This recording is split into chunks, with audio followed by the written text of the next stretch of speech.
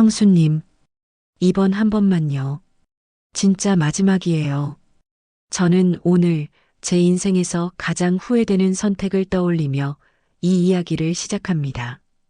그날 저녁이었어요. 가게 셔터를 내리고 있었죠. 오후 6시 반쯤 손이 시렸습니다. 11월 찬바람이 손가락 사이로 파고들었어요. 그때 휴대폰이 울렸습니다. 박지훈, 남편의 동생이었죠. 전화를 받는 순간부터 가슴이 철렁했어요.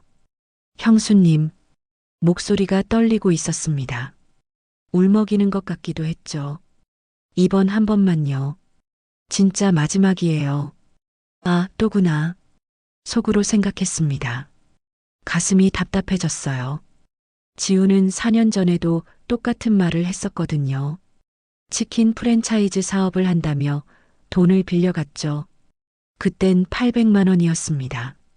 결국 6개월 만에 가게 문을 닫았고 돈은 한 푼도 돌려받지 못했어요. 그런데 이번엔 액수가 달랐습니다. 3천만 원만요. 형수님, 이번엔 정말 확실해요. 지인이 보증 서주기로 했고 사업 계획서도 다 나왔어요. 3천만 원. 저는 그 순간 다리에 힘이 풀렸습니다. 셔터에 기댄 채 눈을 감았죠. 3천만 원이면 제가 20년 동안 모은 적금 전부였어요. 노후 자금이었습니다. 남편 태식과 둘이서 조용히 살 작은 집의 계약금이기도 했죠. 형수님, 제발이요. 지훈의 목소리가 점점 간절해졌어요. 저는 대답하지 못했습니다. 입술을 깨물었죠. 그때 뒤에서 남편의 목소리가 들렸어요. 누구야? 태식이 셔터 앞에 서 있었습니다. 퇴근길이었나 봐요. 저는 휴대폰을 건넸습니다. 태식이 통화를 이어받더니 잠시 듣더니 한숨을 쉬었죠. 알았어, 지훈아. 형수님이랑 얘기해 볼게. 전화를 끄는 태식이 저를 봤어요. 눈빛이 무거웠습니다. 여보, 미안해. 근데 내 동생이잖아. 그 말이 제 가슴을 찔렀습니다. 가족이잖아. 그치? 가족. 그 단어가 제 입에서 맴돌았어요. 저는 아무 말도 하지 못했습니다. 그저 고개를 끄덕였죠. 속으로는 비명을 지르고 있었는데 말이에요. 안 돼. 이번엔 안 돼. 그런데 입은 열리지 않았습니다. 집에 돌아와서도 태식은 계속 말했어요. 지훈이 이번엔 진짜 달라. 사업 아이템도 괜찮고 투자자도 있대. 저는 설거지를 하며 듣고 있었습니다. 찬물에 손을 담갔죠. 손끝이 얼얼했어요. 근데 당장 계약금을 못 내서 그러는 거야. 한 달만 빌려주면 된대. 한 달. 4년 전에도 한 달이라고 했었죠. 결국 1년이 넘게 걸렸고 돈은 돌아오지 않았습니다. 여보, 나도 알아. 지난번에 고생했던 거. 근데 이번엔 다를 거야. 저는 수세미를 꽉 쥐었습니다. 거품이 손등으로 넘쳤어요. 내가 책임질게. 내 동생이니까 내가 관리할게. 그날 밤 잠이 오지 않았어요. 천장을 보며 누워 있었죠. 옆에서 태식은 코를 골고 있었습니다. 저는 이불을 배까지 끌어올렸어요. 가슴이 답답했거든요. 속으로 생각했습니다. 이게 정말 옳은 일일까? 하지만 다음 날 아침 저는 은행에 갔습니다. 적금을 해지했죠. 통장 잔액이 0원이 되는 걸 보며 눈시울이 뜨거워졌어요. 창구 직원이 물었습니다. 괜찮으세요? 저는 고개를 끄덕였죠. 네, 괜찮아요. 괜찮을 리 없었지만요. 돈을 찾아서 지훈에게 건넸어요. 카페에서 만났습니다. 지훈은 봉투를 받으며 눈물을 글썽였죠. 형수님, 정말 감사합니다. 이 은혜 평생 잊지 않을게요. 그의 아내 선영도 옆에서 고개를 숙였어요. 언니, 정말 죄송해요. 꼭 갚을게요. 저는 웃으며 말했습니다. 괜찮아. 가족이잖아. 그 말을 하는 순간 가슴 한쪽이 무너지는 느낌이었어요. 가족. 그 단어가 이제는 무겁게만 느껴졌습니다. 카페를 나서며 뒤를 돌아봤죠. 지훈과 선영이 환하게 웃고 있었어요. 저는 그 웃음이 왠지 낯설게 느껴졌습니다. 집으로 돌아오는 길이었어요. 버스 안에서 창밖을 보고 있었죠.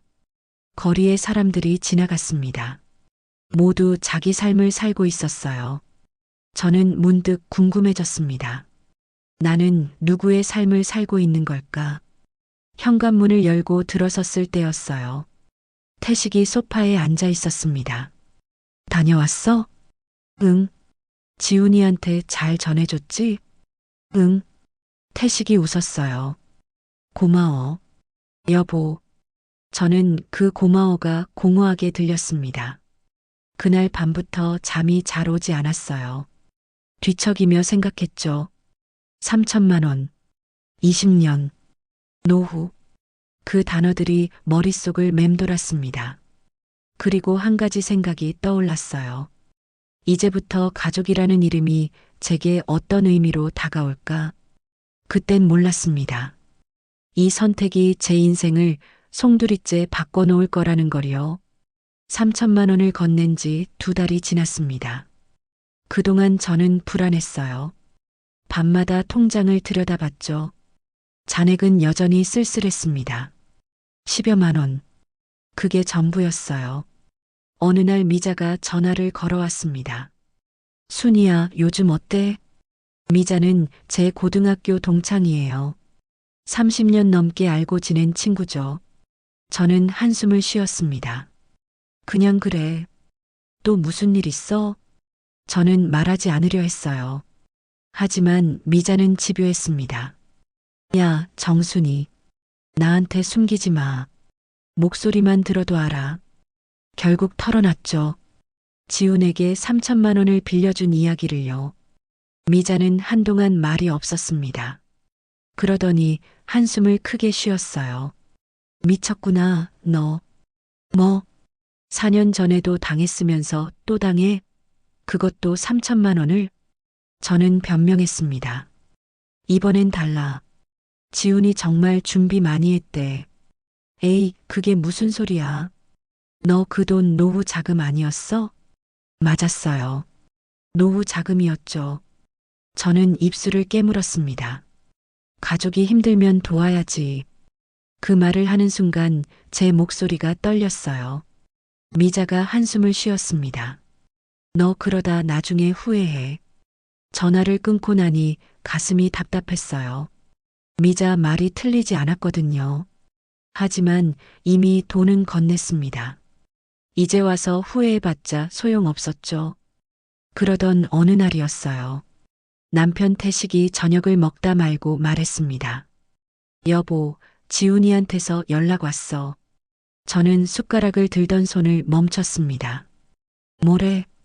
고맙다고. 덕분에 사업 잘 풀리고 있대. 저는 안도했어요. 다행이다 싶었죠. 그런데 태식의 다음 말이 제 가슴을 찔렀습니다. 근데 말이야. 태식이 밥그릇을 내려놨어요. 추가로 1,000만 원만 더 필요하대. 저는 귀를 의심했습니다. 뭐? 사업 확장하려면 자금이 더 있어야 한대. 이번 기회 놓치면 안 된대. 1,000만 원. 저는 숟가락을 놨습니다. 식욕이 사라졌어요. 그 돈 어디서 구해? 태식이 제 눈을 보지 않았습니다. 시선을 피했죠. 여보, 미안한데. 내 친정에서 좀 빌릴 수 있을까? 친정. 저는 어이가 없었어요. 친정 부모님은 시골에서 농사를 짓고 계십니다. 넉넉하지 않죠. 그런데 거기서 1,000만 원을 빌리라고요. 안 돼. 처음으로 단호하게 거절했습니다. 태식이 놀란 표정을 지었어요. 왜? 가족인데. 또 가족이라는 말이었습니다. 저는 참았던 말을 쏟아냈어요. 3천만 원도 모자라. 이제 친정까지 동원하라고. 태식의 표정이 굳었습니다. 여보, 내 동생이잖아. 좀 도와줘. 저는 식탁을 박차고 일어났습니다. 방으로 들어가 문을 닫았죠. 가슴이 터질 것 같았어요. 눈물이 났습니다. 억울했거든요. 하지만 사흘 뒤 저는 또 무릎을 꿇었습니다. 친정 어머니께 전화를 드렸어요. 엄마, 나야. 왜 무슨 일 있어? 목소리가 떨렸습니다. 엄마, 미안한데 돈 좀 빌려줄 수 있어? 어머니는 한참 동안 말이 없었습니다. 그러더니 조용히 물었어요. 얼마? 1,000만 원. 무슨 일인데? 저는 거짓말을 했습니다. 우리 가게 확장하려고. 어머니는 한숨을 쉬었어요. 알았다. 며칠 안에 보내줄게. 전화를 끊고 나니 자괴감이 들었습니다. 엄마한테 거짓말을 했다는 게 견딜 수 없었어요. 하지만 이미 입 밖으로 나온 말이었죠. 일주일 뒤 어머니가 1,000만 원을 송금해 주셨습니다. 저는 그 돈을 지훈에게 또 건넸어요. 이번엔 직접 만나지도 않았습니다. 계좌이체로 보냈죠. 송금 버튼을 누르는 순간 손이 떨렸어요. 이게 맞나 싶었습니다. 하지만 멈출 수 없었어요. 그날 밤 태식이 말했습니다. 고마워, 여보. 지훈이 정말 고맙대. 저는 대답하지 않았어요. 그저 등을 돌리고 누웠죠. 눈물이 베개를 적셨습니다. 며칠 뒤 미자를 만났어요. 카페에서였죠. 미자가 제 얼굴을 보더니 놀랐습니다. 야, 너 왜 이렇게 수척해졌어? 저는 웃으며 말했습니다. 괜찮아. 무슨 일 있어?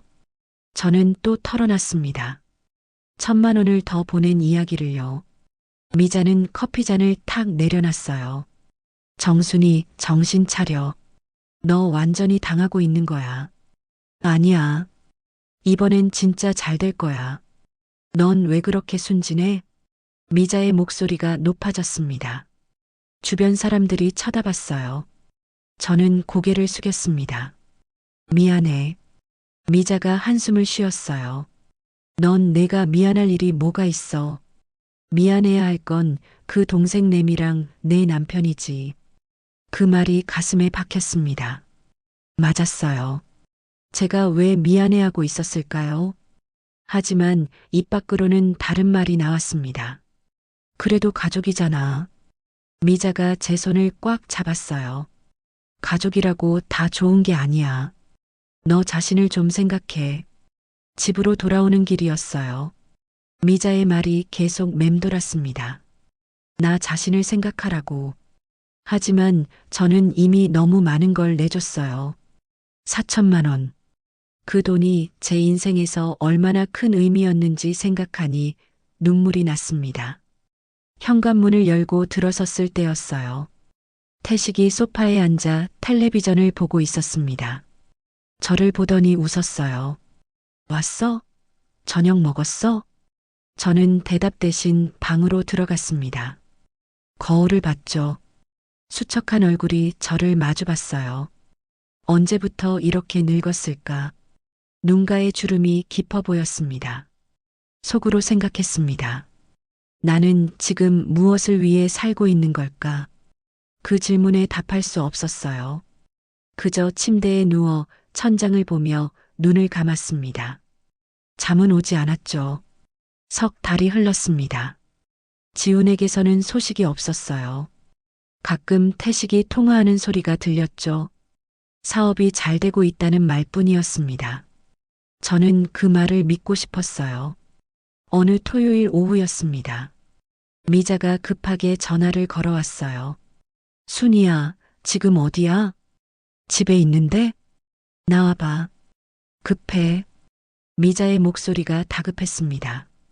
저는 서둘러 외투를 입고 나갔죠. 약속 장소는 동네 카페였어요. 미자가 저를 보자마자 휴대폰을 내밀었습니다. 이거 봐. 화면에는 인스타그램 게시물이 떠 있었어요. 지훈의 아내 선영 계정이었죠. 사진 속 선영은 세차 앞에서 환하게 웃고 있었습니다.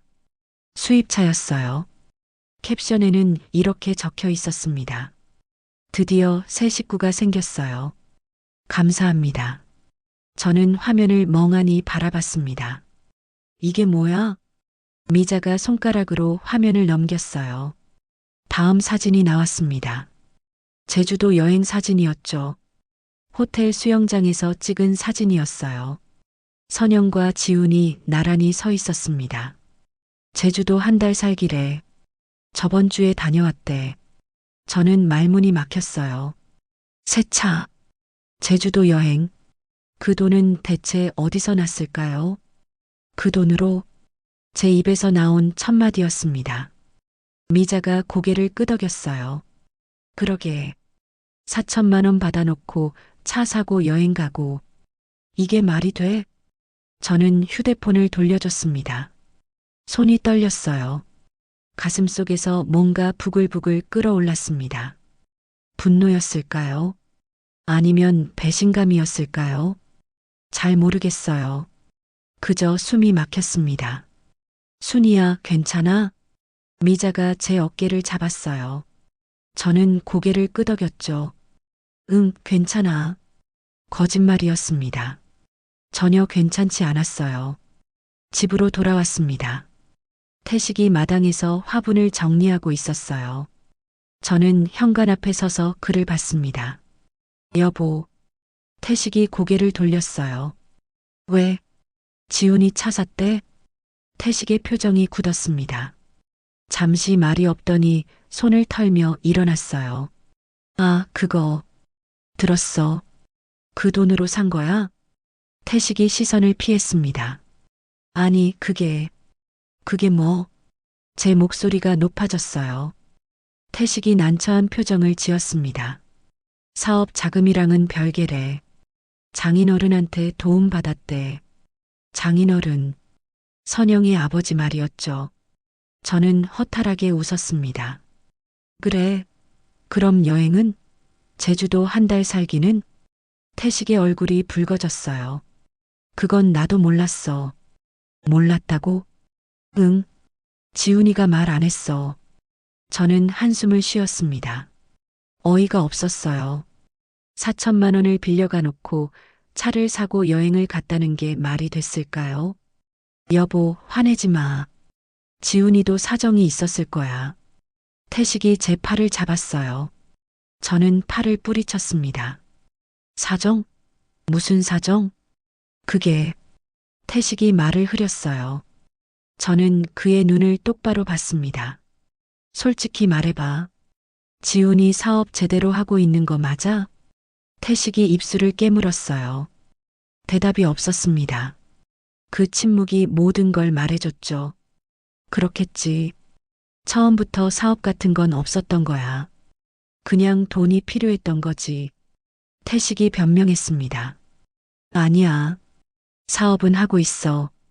다만 아직 수익이 안 나서 그래. 수익이 안 나면서 어떻게 차를 사고 여행을 가? 제 목소리가 떨렸어요. 태식이 한숨을 쉬었습니다. 여보, 진정해. 지훈이한테 내가 따로 얘기할게. 따로 얘기는 무슨. 당장 돈 돌려달라고 해. 태식의 표정이 굳어졌어요. 그게 지금 가능하겠어? 사업 자금으로 다 쓴 걸. 사업 자금은 개뿔. 차값이랑 여행 경비로 쓴 거지. 제 말에 태식이 화를 냈습니다. 야, 정순이. 너무 그러지 마. 내 동생이야. 동생? 그 동생이 우리한테 뭘 해줬는데? 가족끼리 그렇게 따지고 들면 어떡해? 태식의 말에 저는 웃음이 나왔어요. 쓴웃음이었죠. 가족. 맨날 가족 그러더니. 결국 내 식구만 가족이지. 무슨 소리야? 내 말은 안 들리고 지훈이 말만 들리잖아. 태식이 한 발짝 다가왔어요. 괜히 남일에 끼어들었다가 내가 손해본 거야. 누가 도와달랬냐? 그 말이 제 가슴을 찔렀습니다. 뭐라고요? 저는 태식을 멍하니 바라봤어요. 방금 뭐라고 한 거죠? 괜히 끼어들었다고요. 누가 도와달랬냐고요. 당신이 도와달라고 했잖아. 제 목소리가 잠겼습니다. 태식이 고개를 돌렸어요. 나는 부탁만 했지. 강요는 안 했어. 부탁이랑 강요가 뭐가 달라? 다르지. 너한테 선택권이 있었잖아. 선택권. 저는 그 단어를 곱씹었습니다. 선택권이라니. 저에게 무슨 선택권이 있었을까요? 남편이 동생 도와달라는데 거절할 수 있는 아내가 어디 있나요? 당신, 진심으로 그렇게 생각해? 태식이 대답하지 않았어요. 그저 방으로 들어가 버렸습니다. 문이 쾅 닫혔죠. 저는 거실 소파에 주저앉았습니다. 다리에 힘이 풀렸어요. 눈물이 났습니다. 억울했거든요. 제가 뭘 잘못했길래 이런 말을 들어야 할까요? 그날 밤 잠을 이루지 못했어요. 태식의 말이 계속 맴돌았습니다.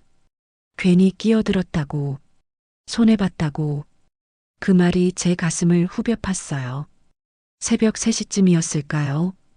화장실에 가려고 일어났습니다. 복도를 지나는데 태식의 방에서 불빛이 새어나왔어요. 문틈으로 소리가 들렸습니다. 형님, 괜찮아요. 형수님이 좀 예민해서 그래요. 태식이 지훈과 통화하고 있었습니다. 아니에요. 신경 쓰지 마세요. 제가 알아서 할게요. 저는 그 자리에 멈춰 섰어요. 가슴이 무너졌습니다. 제가 예민하다고요. 저를 달래는 게 아니라 지훈을 안심시키고 있었던 거예요. 네, 알았어요. 형수님한테 제가 다시 말해볼게요. 통화가 끝났습니다. 저는 재빨리 방으로 돌아갔어요. 침대에 누워 이불을 뒤집었었죠. 눈물이 베개를 적셨습니다. 그제야 깨달았어요. 남편에게 가족은 동생만을 의미한다는 걸. 저는 그저 동생을 위해 희생해야 하는 도구일 뿐이었습니다.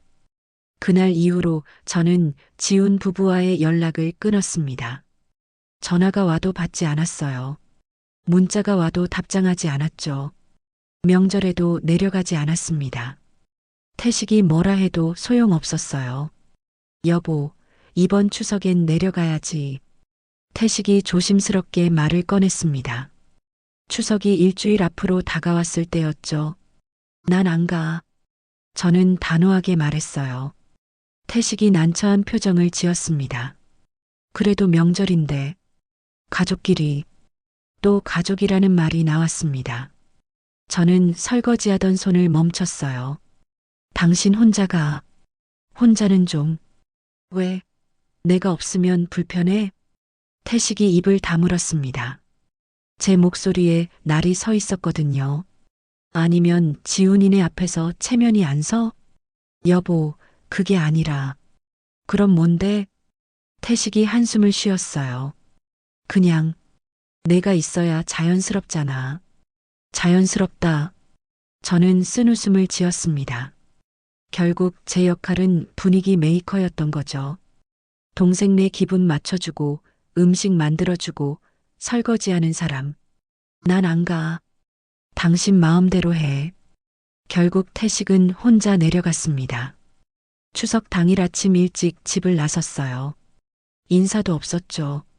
그저 현관문이 닫히는 소리만 들렸습니다. 저는 혼자 남은 집에서 하루를 보냈어요. 텔레비전도 켜지 않았습니다. 그저 창문을 보며 앉아 있었죠. 거리는 한산했어요. 다들 고향에 내려갔나 봐요. 오후 5시쯤이었을까요? 미자가 전화를 걸어왔습니다. 순이야, 혼자야? 응. 명절인데 왜 안 내려가? 가기 싫어서. 미자가 잠시 말이 없었어요. 그러더니 물었습니다. 또 지훈이네 때문이야? 저는 대답하지 않았어요. 침묵이 답이었죠. 알았어. 내가 갈게. 혼자 있지 마. 1시간 뒤 미자가 왔습니다. 손에 송편 한 봉지를 들고 왔어요. 여기, 우리 엄마가 해주신 거, 너 줄라고. 저는 미자를 보며 눈물이 났습니다. 왜 눈물이 나는지 모르겠어요. 그저 고마웠습니다. 미자야. 왜? 고마워. 미자가 제 등을 토닥였어요. 뭘, 친구 좀 챙기는 거지. 우리는 거실에 앉아 송편을 먹었습니다. 미자가 물었어요. 태식이는 뭐래? 별말 없어? 지훈이네는 연락 안 해. 미자가 한숨을 쉬었습니다. 그 돈은 어떻게 됐어? 모르겠어. 돌려받기는 글렀지. 에휴, 답답하네. 저도 답답했어요. 4천만 원. 제 인생의 20년이 그렇게 날아가 버렸습니다. 저녁 때쯤 태식이 돌아왔어요. 집에 들어서자마자 제 얼굴을 봤죠. 표정이 불편해 보였습니다. 다녀왔어? 저는 대답하지 않았어요. 미자가 일어서며 말했습니다. 형부, 들어오셨어요? 전 이만 갈게요. 미자가 나간 뒤 태식이 물었습니다. 왜 미자가 와 있었어? 명절인데 혼자 있기 뭐해서. 태식이 신발을 벗으며 말했어요. 지훈이가 너 보고 싶어 했어. 저는 웃음이 나왔습니다. 그래. 응. 형수님 왜 안 오셨냐고. 그래서 뭐라고 했는데? 태식이 소파에 앉았어요. 몸이 안 좋다고 했지. 몸이 안 좋다. 거짓말이었죠. 저는 멀쩡했습니다. 다만 마음이 안 좋았을 뿐이에요. 다음엔 내려가야 돼. 너무 그러면 서운해하잖아. 태식의 말에 저는 참았던 말을 쏟아냈습니다. 서운해? 지훈이가 서운해한다고? 그래. 그럼 나는 서운하지 않은 줄 알아? 태식이 눈썹을 찌푸렸어요. 또 그 얘기야? 그 얘기? 그게 그냥 지나갈 얘기야? 제 목소리가 높아졌습니다. 태식이 한숨을 쉬었어요. 아직도 돈 때문에 그래? 당연하지. 4천만 원이야. 4천만 원. 그래도 가족인데. 그렇게까지 할 거야? 가족. 또 그 단어였습니다. 저는 소파에서 일어났어요. 당신한테 가족은 동생밖에 없구나. 무슨 소리야? 맨날 지훈이. 나는 가족도 아니야? 태식이 표정을 굳혔습니다. 당연히 넌 가족이지. 그럼 왜 내 말은 안 들어? 들었잖아. 언제? 태식이 대답하지 못했어요. 저는 웃었습니다. 쓴웃음이었죠. 한 번도 없었어. 당신은 항상 지훈이 편이었어. 그건 오해야. 오해? 추석날 지훈이한테 뭐라고 했는지 알아? 태식의 얼굴이 굳었어요. 형수님이 예민해서 그렇다고 했지? 그건 들었어. 새벽에 통화하는 거. 태식이 할 말을 잃었습니다. 저는 방으로 들어갔어요. 문을 닫고 침대에 주저앉았죠. 가슴이 무너졌습니다. 결혼한 지 30년이 넘었어요. 그동안 저는 좋은 아내가 되려고 노력했습니다. 시부모님 모시고 집안일하고 남편 뒷바라지하고. 그런데 결국 제 위치는 이것밖에 안 됐나 봐요. 동생을 위해 희생하는 형수. 그게 제 역할의 전부였습니다. 그날 밤부터 저는 태식과 말을 섞지 않았어요. 필요한 말만 했습니다. 밥은 차려줬지만 같이 먹지 않았죠. 태식도 뭐라 하지 않았어요. 그저 어색한 침묵만 흘렀습니다. 일주일이 지났을 무렵이었어요. 지훈에게서 문자가 왔습니다. 형수님, 추석 때 뵙지 못해 아쉬웠어요. 다음에 식사 한번 하시죠. 저는 문자를 읽고 지워버렸습니다. 답장하지 않았어요. 한 달이 지났습니다. 그동안 태식과는 필요한 말만 주고받았어요. 집안 분위기는 얼어붙었죠. 그러던 어느 날이었습니다. 미자가 다급하게 전화를 걸어왔어요. 순이야, 큰일 났어. 왜? 지훈이 회사 부도 났대. 제 머릿속이 하얘졌습니다. 미자의 말을 듣고 저는 집에 주저앉았어요. 부도. 그 단어가 머릿속을 맴돌았습니다. 4천만 원은 이제 어떻게 되는 걸까요? 1시간쯤 지났을까요? 현관문이 열렸어요. 태식이었습니다. 얼굴이 창백했어요. 여보, 태식의 목소리가 떨렸습니다. 지훈이 회사가. 알아. 들었어. 태식이 소파에 주저앉았어요. 머리를 감싸쥐었죠. 어떡하지? 저는 그를 바라봤습니다. 동정심은 들지 않았어요. 그저 허무했죠. 이제 와서 어떡하긴. 태식이 고개를 들었어요. 미안해. 내가 잘못 봤어. 사과였습니다. 하지만 너무 늦었어요. 사과로 해결될 일이 아니야. 알아. 근데 태식이 말을 흐렸습니다. 뭔가 더 할 말이 있어 보였어요. 뭔데? 그게. 태식이 입술을 깨물었습니다. 지훈이 채권자들이 우리한테 연락할 수도 있대. 뭐? 저는 귀를 의심했어요. 무슨 소리야? 태식이 시선을 피했습니다. 보증을 섰거든. 보증? 누가? 나? 아니 우리라니요. 저는 전혀 모르는 일이었어요. 무슨 소리야? 나는 보증 선 적 없는데. 태식의 얼굴이 더 창백해졌습니다. 그게 서류에 내 도장을. 그 순간 머릿속이 새하얘졌어요. 뭐라고? 미안해. 그때 급해서 내가 허락할 줄 알고. 제 다리에 힘이 풀렸습니다. 주저앉을 것 같았어요.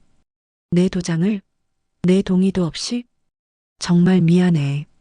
지훈이가 보증인이 필요하다고 해서. 저는 웃음이 나왔습니다.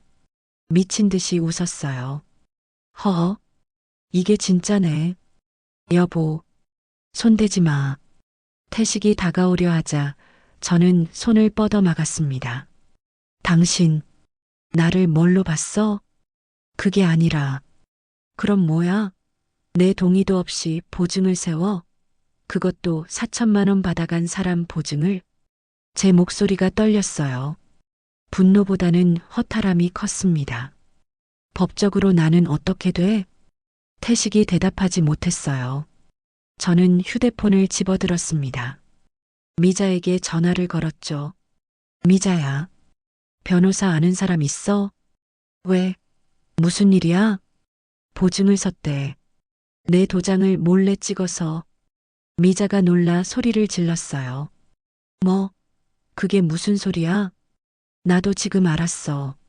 당장 법률 상담 받아야 해. 내가 아는 변호사 있어. 내일 가자. 전화를 끊고 저는 태식을 봤습니다. 당신 최악이야.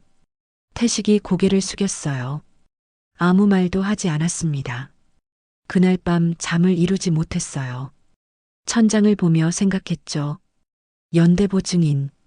그 말의 무게가 얼마나 무거운지 이제야 알 것 같았습니다. 다음 날 아침 일찍 미자와 함께 변호사 사무실로 갔어요. 젊은 여자 변호사가 저를 맞이했습니다. 안녕하세요. 무슨 일로 오셨어요? 저는 상황을 설명했어요. 남편이 제 도장을 몰래 찍어 보증을 섰다고. 변호사는 심각한 표정을 지었습니다. 본인 동의 없이 도장을 찍었다면 사문서 위조에 해당할 수 있어요. 그럼 보증 효력을 없앨 수 있나요? 가능합니다. 다만 입증이 필요해요. 변호사는 서류를 꺼내며 설명했습니다. 일단 보증 서류를 확보해야 해요. 그리고 본인이 서명하지 않았다는 걸 증명해야죠. 어떻게요? 필적 감정을 받거나 당시 상황을 증명할 증인이 필요합니다. 저는 고개를 끄덕였어요. 할 수 있을 것 같았습니다. 비용은 얼마나 들어요? 소송까지 가면 2, 300만 원 정도 예상하시면 돼요. 2, 300만 원. 또 돈이었습니다. 하지만 어쩔 수 없었어요. 알겠어요. 진행해 주세요. 집으로 돌아왔습니다. 태식이 거실에 앉아 있었어요. 어떻게 됐어? 소송 진행할 거야. 태식의 얼굴이 굳었습니다. 소송? 가족끼리? 저는 그를 똑바로 봤어요. 가족이면 이렇게 해도 돼? 그게 아니라. 그럼 뭔데? 당신 지훈이 가족이고 나는 뭐야? 태식이 할 말을 잃었습니다. 이제부터 나는 나를 위해 살 거야. 당신들 마음대로 하지 마. 저는 방으로 들어가 문을 닫았어요. 침대에 앉아 한숨을 쉬었습니다. 머릿속이 복잡했어요. 30년 결혼 생활. 그게 이렇게 무너질 줄은 몰랐습니다. 며칠 뒤 채권자에게서 전화가 왔어요. 정순희 씨 맞으십니까?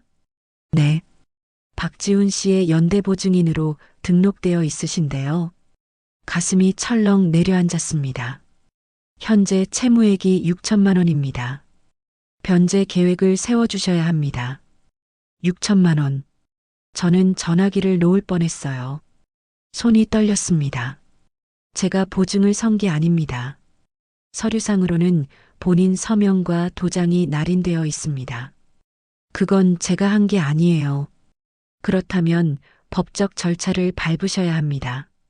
전화를 끊고 나니 눈앞이 캄캄했어요. 6천만 원. 4천만 원도 모자라 이제 6천만 원이라니. 그날 저녁 태식에게 따졌습니다. 6천만 원? 보증 금액이 6천만 원이라고? 태식이 고개를 숙였어요. 미안해. 미안하다고 해결돼? 그 돈 어떻게 갚아? 내가 어떻게든 할게. 어떻게? 당신 월급으로? 태식은 대답하지 못했습니다. 그의 월급으로는 평생 갚아도 모자랄 금액이었어요. 그날 밤 이불 속에서 조용히 울었습니다. 억울했어요. 분했고요. 왜 제가 이런 일을 당해야 할까요? 평생 착하게 살았습니다. 남편 뒷바라지하고 시댁 눈치 보고 동서들 챙기고 그런데 돌아온 건 이것뿐이었어요.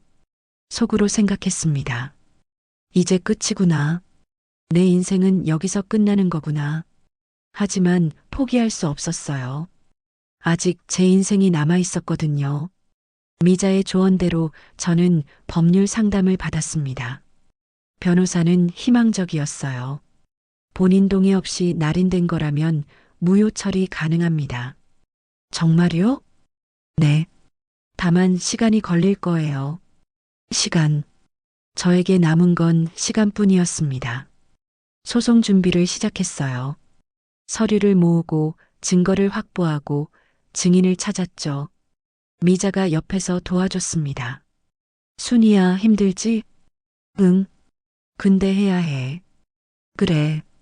잘하고 있어. 미자의 응원이 힘이 됐어요. 한편 태식은 계속 변명했습니다. 여보, 소송까지는 너무한 거 아냐?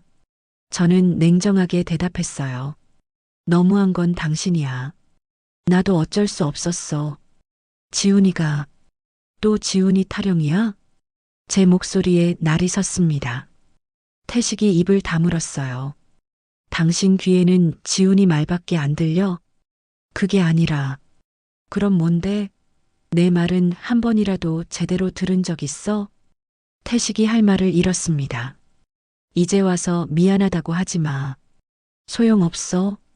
저는 방으로 들어가 문을 닫았어요. 태식과의 대화는 더 이상 의미가 없었습니다. 석 달이 지났습니다. 그동안 저는 소송 준비에 매달렸어요. 낮에는 가게 일을 하고 밤에는 서류를 정리했죠. 잠은 거의 자지 못했습니다. 어느 날 변호사에게서 연락이 왔어요. 정순희 씨, 좋은 소식이에요. 네. 필적 감정 결과가 나왔어요. 서명이 본인 것이 아닌 걸로 확인됐습니다. 저는 안도의 한숨을 쉬었어요. 정말요? 네. 이제 보증 무효 소송을 진행하면 돼요. 드디어 빛이 보였습니다. 재판날이 다가왔어요. 저는 법원에 섰습니다. 태식도 왔어요. 그는 저 멀리 떨어져 앉아 있었죠.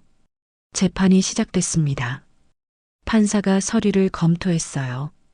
본인 동의 없이 날인된 게 명확하네요. 채권자 측 변호사가 반박했습니다. 하지만 부부 사이에는 묵시적 동의가 있을 수 있습니다. 저희 변호사가 대응했어요. 묵시적 동의라 해도 이 정도 금액의 보증은 명시적 동의가 필요합니다. 재판은 1시간 넘게 이어졌어요. 저는 긴장한 채 앉아 있었습니다. 마침내 판사가 판결을 내렸어요. 원고의 손을 들어줍니다. 보증 효력은 무효로 인정합니다. 그 순간 저는 울음이 터졌어요. 기쁨의 눈물이었습니다. 밖으로 나왔을 때 태식이 다가왔어요. 여보, 저는 그를 피해 걸었습니다. 잠깐만, 얘기 좀 하자. 할 말 없어.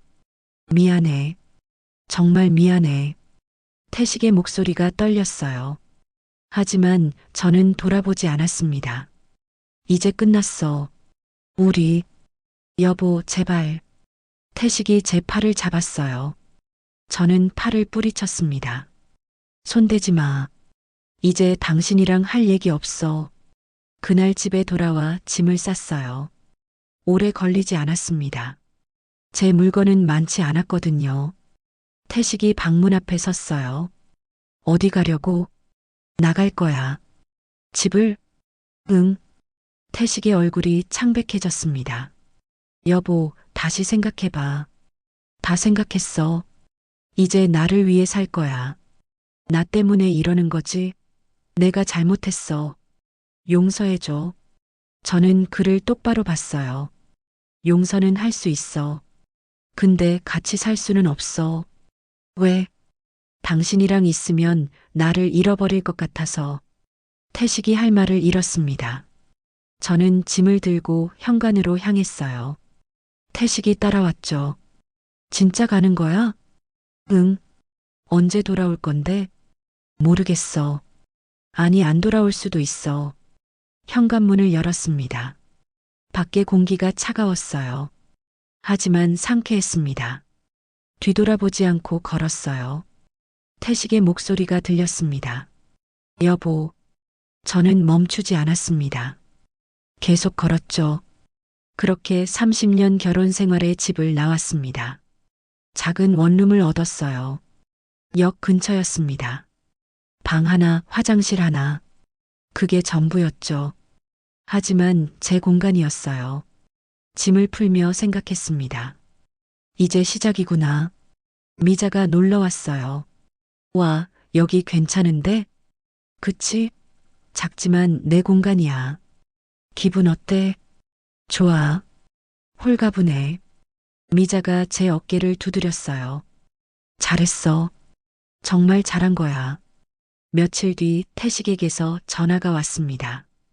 여보, 집에 좀 와. 왜? 그냥 할 얘기가 있어. 저는 거절하려다 마음을 바꿨어요.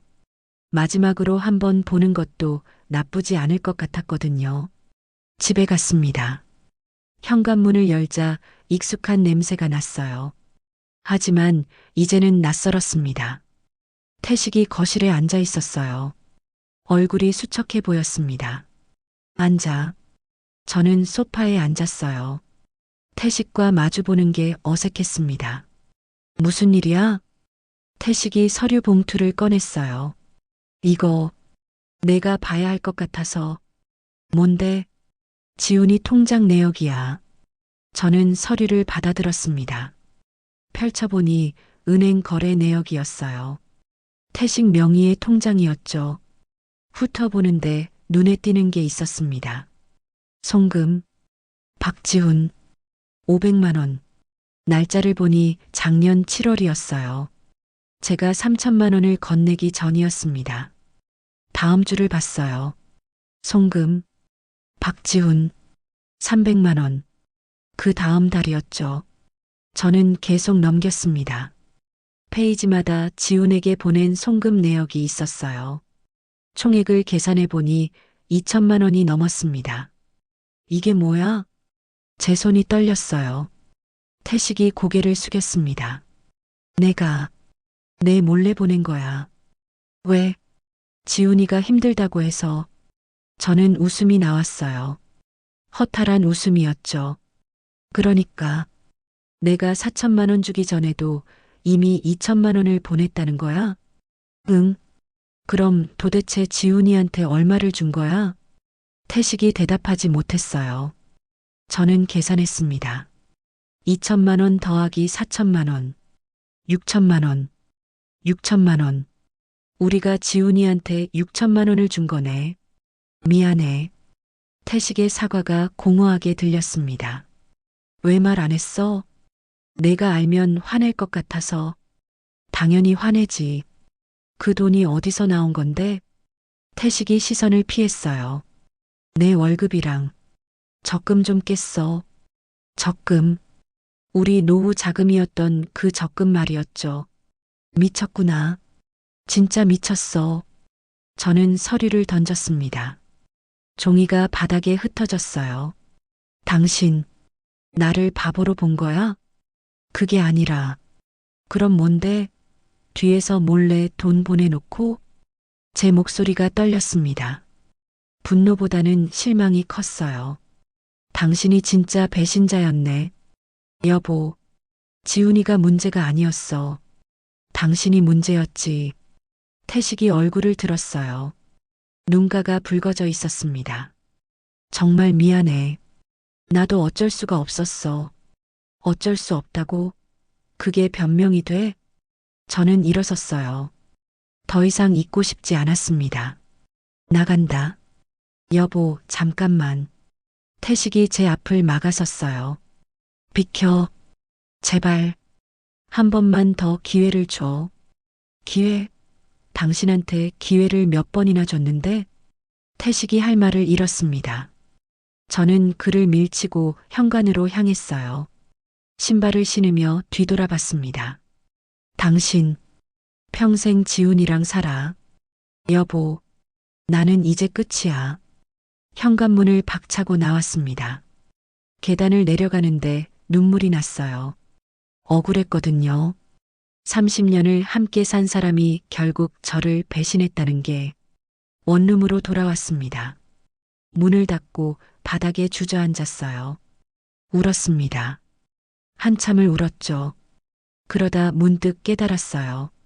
진짜 배신은 지훈이 아니라 태식에게서 온 거였구나. 남편이라는 사람이 저를 가장 깊이 상처 입혔던 거예요. 핸드폰이 울렸습니다. 미자였어요. 순이야, 괜찮아? 응, 괜찮아. 목소리 왜 그래? 온 거야? 아니, 거짓말이었습니다. 미자는 알아챘죠. 무슨 일 있었어? 저는 털어놨어요.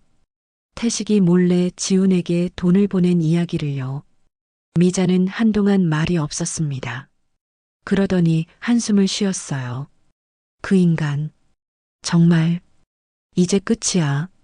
완전히, 당연하지. 그런 놈이랑 뭘 더 해. 미자의 말에 위로가 됐어요. 고마워. 미자야. 뭘, 친구 좀 위로하는 거지. 전화를 끊고 창밖을 봤습니다. 밤이었어요. 거리에 불빛이 반짝였죠. 저는 생각했습니다. 이제 정말 끝이구나. 하지만 동시에 새로운 시작이기도 했어요. 며칠 뒤 변호사에게서 연락이 왔습니다. 정순희 씨, 판결문 나왔어요. 어떻게 됐어요? 보증 무효 확정됐습니다. 이제 채무에서 자유로우세요. 저는 안도의 한숨을 쉬었어요. 정말 감사합니다. 수고하셨어요. 전화를 끊고 나니 어깨가 가벼워졌습니다.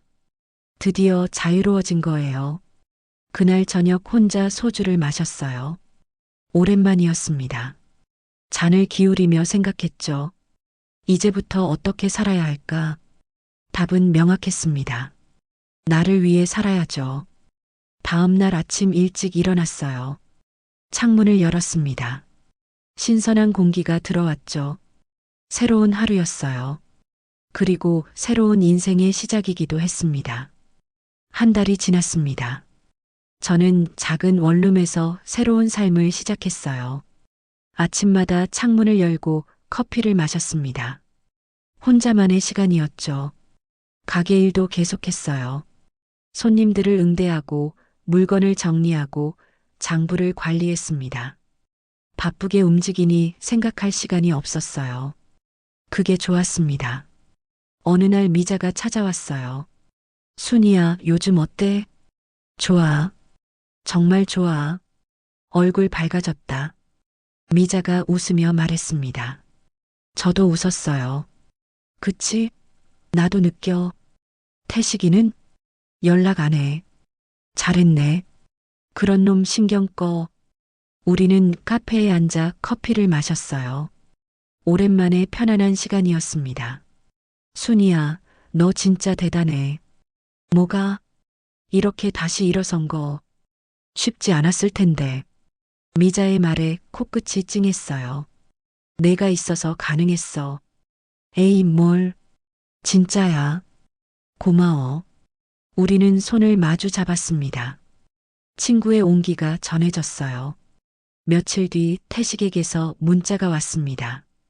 여보, 이혼 서류 보냈어. 확인해봐. 저는 문자를 보고 한숨을 쉬었어요. 드디어 왔구나. 우체통을 확인했습니다.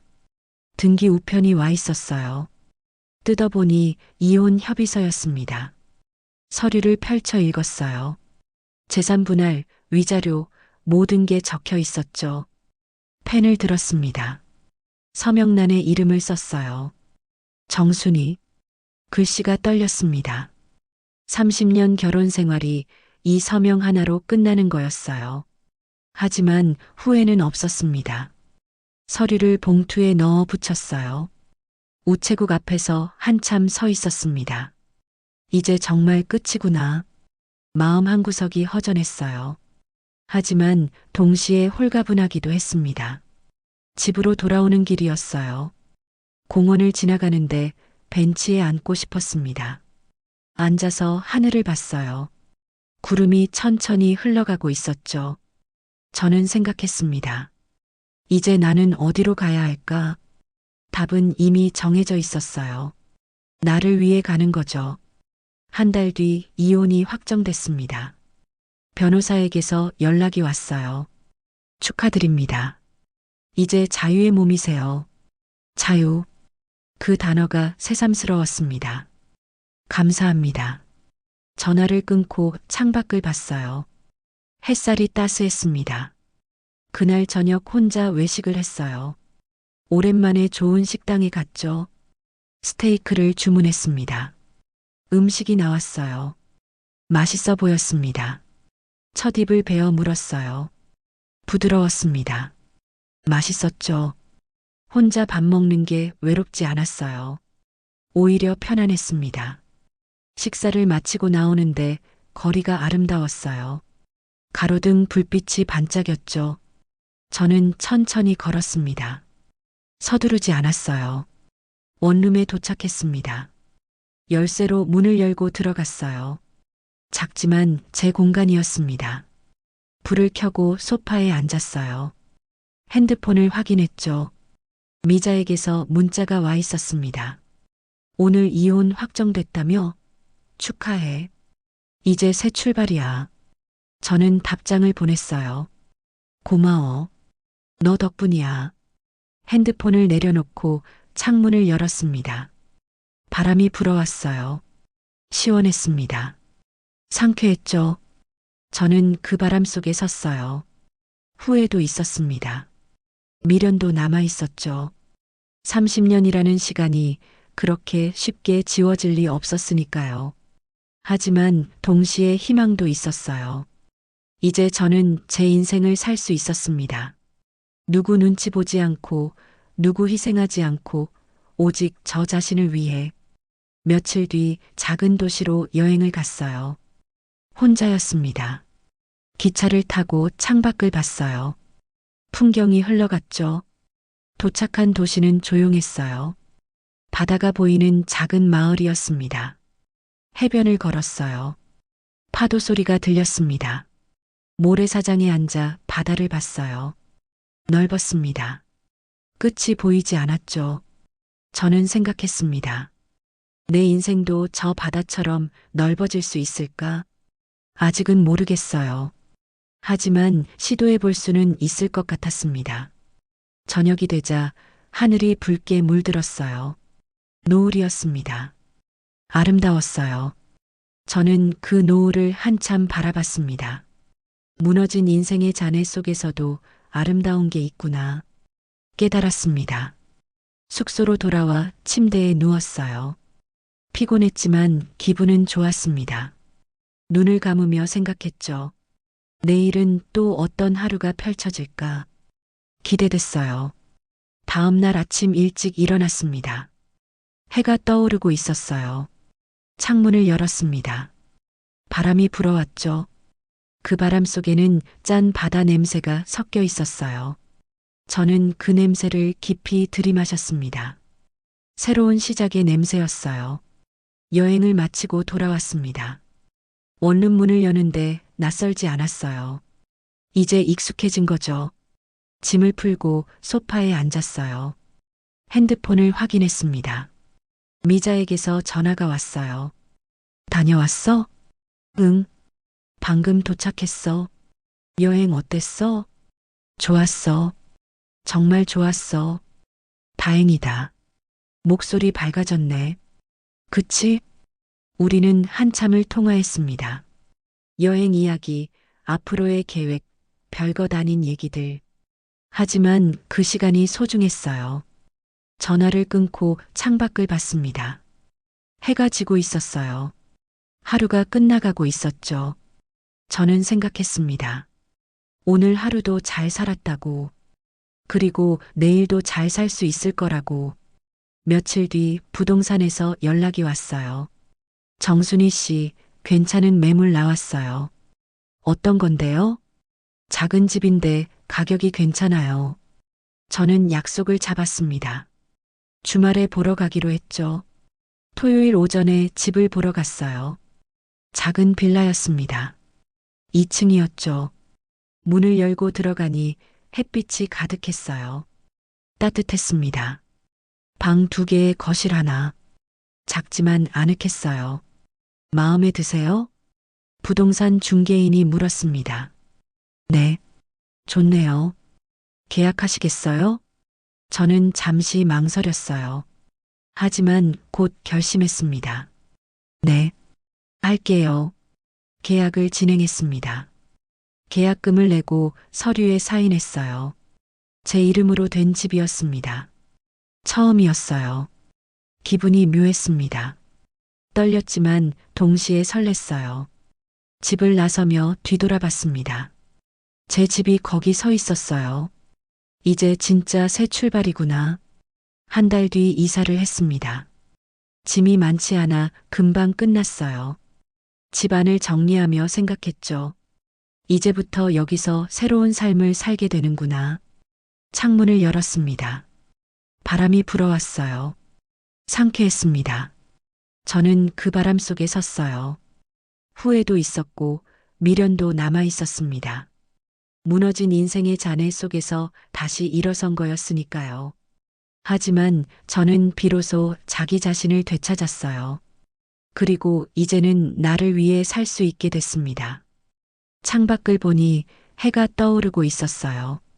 새로운 하루의 시작이었습니다. 저는 그 햇살을 바라보며 생각했죠. 이제부터 내 인생이야. 그리고 조용히 미소 지었습니다.